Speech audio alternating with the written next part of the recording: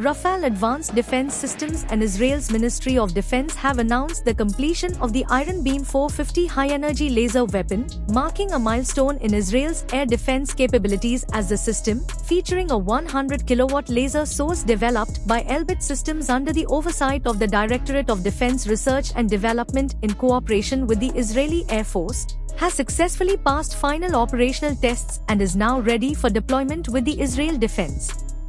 In recent trials at a dedicated facility in southern Israel, Iron Beam demonstrated its ability to intercept a wide range of aerial threats including rockets, mortars, unmanned aerial vehicles, and even aircraft, with officials describing the exercises as validating a complete operational configuration and paving the way for its full-scale integration into national defense. According to the Ministry of Defense, the system will be gradually incorporated into Israel's multi-layered air defense network by late 2025, working alongside existing missile-based platforms to provide a new and cost-effective layer of protection against mass or low-cost threats.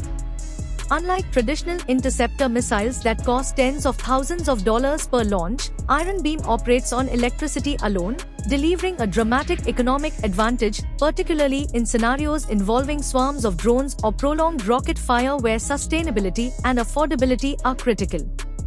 Positioned within Israel's established defense architecture, Iron Beam will complement Iron Dome for short-range rockets, David's Sling for medium-range threats, and the Arrow system for long-range ballistic missiles, with military officials stressing that the new system is designed to supplement, not replace, these proven defensive tiers.